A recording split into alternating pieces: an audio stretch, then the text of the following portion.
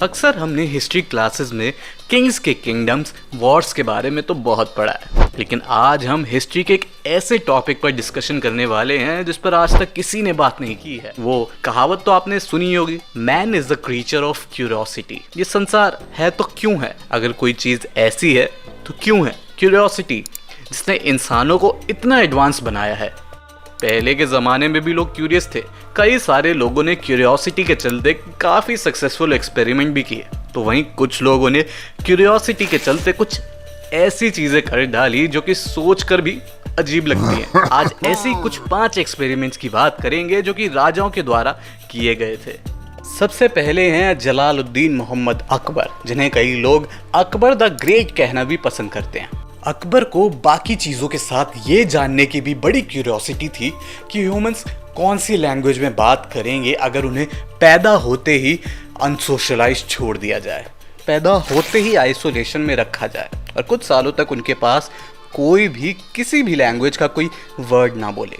इसके लिए अकबर ने एक पैलेस भी बनवाया था जिसका नाम था गूंग महल।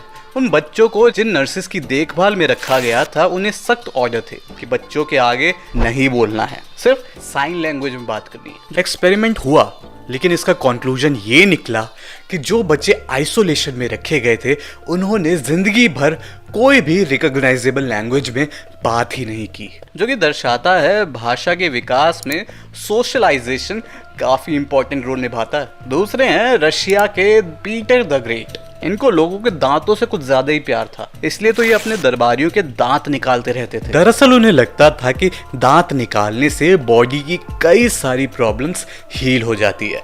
इसलिए तो जिन लोगों को आज तक दांतों में कोई प्रॉब्लम नहीं हुई उनके भी खुद जबरदस्ती दांत निकाल लिया करते थे। हालांकि इस एक्सपेरिमेंट का कुछ फायदा नहीं हुआ। डेंटल प्रोसीजर्स के इंटरेस्ट के चलते उन्होंने दांतों का कलेक्शन भी बनाया था जो उन्होंने खुद निकाले थे।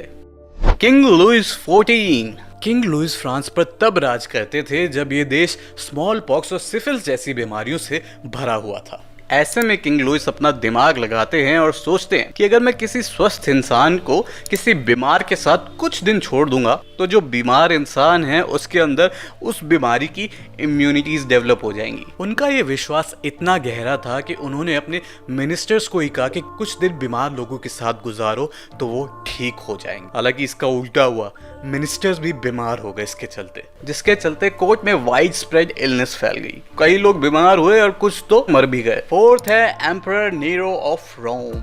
तो नीरो इंसान की दिमागी हालत को समझने के लिए अपने कैदियों को कई सालों तक एक्सट्रीम आइसोलेशन में रखते थे, बिल्कुल अंधेरे में, जिससे ये हुआ कि कुछ कैदी पागल हो गए और कुछ को हेलुसिनेशंस होने लगी। ये एक्सपेरिमेंट डेफिनेटली काफी अजीब भी था और इनह्यूमन भी।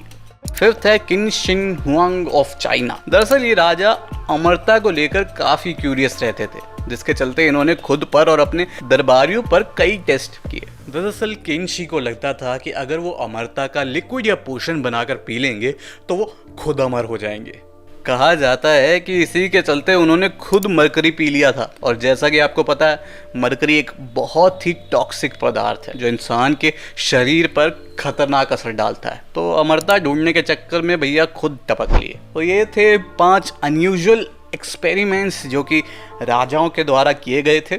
और ऐसे ही अमेजिंग, इंटरेस्टिंग और अनयूजुअल वीडियोस देखने के लिए मेरे चैनल को सब्सक्राइब करिए, वीडियो को लाइक, शेयर, कमेंट करिए और सब्सक्राइब करते वक्त बेल नोटिफिकेशन ज़रूर दबा देना, क्योंकि उसी से मेरे वीडियोस की नोटिफिकेशन आपके पास पहुंचेगी।